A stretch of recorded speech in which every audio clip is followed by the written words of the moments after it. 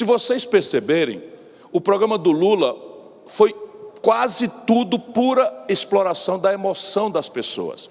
Ele é o campeão nisso. Por quê? Porque se ele deixar o debate ir para a inteligência das pessoas, para a racionalidade, para entender as causas dos problemas, para especular quem são os responsáveis por essas coisas que ele próprio está denunciando, ele não tem como explicar a contradição dele.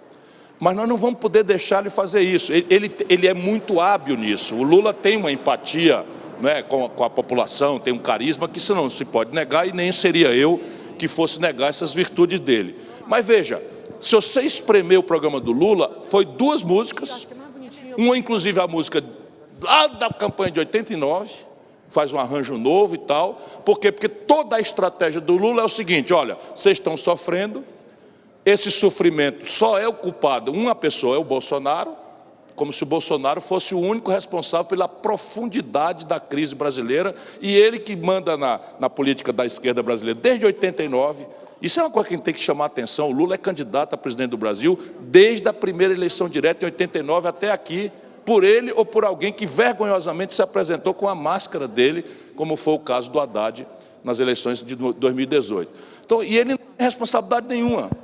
Aí, veja bem, quando ele fala no desemprego, quando ele fala nas coisas que estão acontecendo, ele omite, passa a borracha completamente em cima do seguinte fato: desemprego. Na história do Brasil, o desemprego médio é 4, 5%. 4, 5%. Foi com o Lula mandando no PT, dando as cartas com a mesma política econômica do governo dele na Dilma, que o desemprego brasileiro explodiu de 4, 5 para 12, para 11.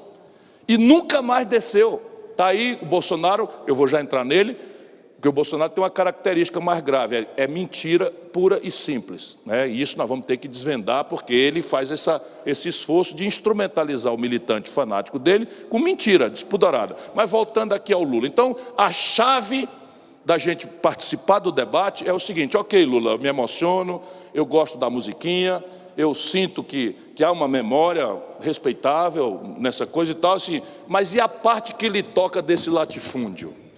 Você não se sente responsável por nada nos seus conchavos? Vamos ter clareza, os conchavos do Lula não são uma coisa do passado.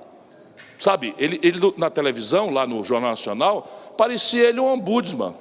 Ele parecia o camarada encarregado de olhar a esculhambação que aconteceu no governo dele, como se ele não tivesse responsabilidade nenhuma. Mas isso não é só errado ou pouco verídico em relação ao passado, o mais grave é em relação ao presente.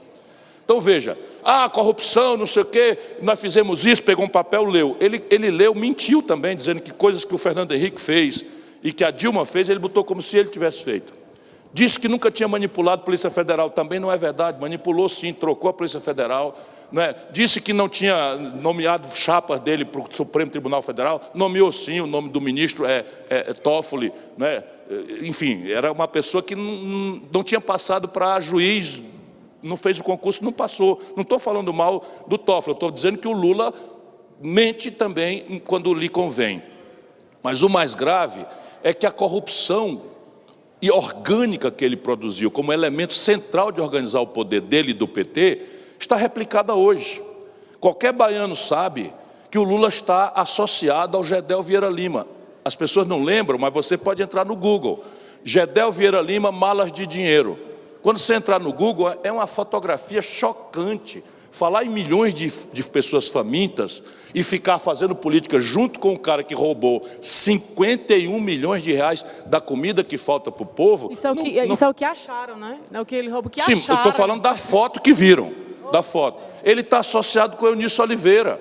O Eunício Oliveira, o Lula deu 1 bilhão com B de bola de reais de contrato sem licitação da Petrobras, está agarrado com ele lá no Ceará, tentando destruir o nosso projeto, que tem tantos resultados importantes, aproveitando a traição, a ambição das pessoas, sem escrúpulo de nenhuma natureza. Veja lá, meu irmão, confira. Sabe quem é o Eunício? O cara que liderou o MDB no impeachment da Dilma. Em Alagoas, ele está agarrado com o Renan Calheiros, que presidiu o Senado no impeachment da Dilma. Tem uma companheira nossa que perdeu o olho na luta contra o golpe, e ele está associado exatamente com as mesmas pessoas que o levaram para a cadeia, porque na cabeça dele, ele está inimputável.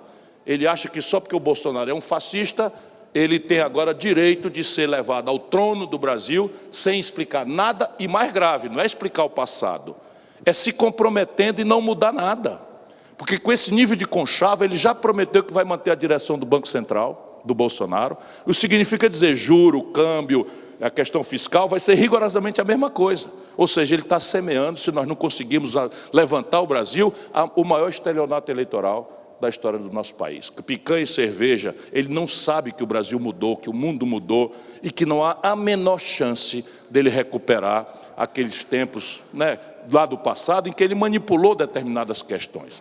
No período do Lula, ele transferiu 4 trilhões com T de tapioca e 88 bilhões de reais para os bancos.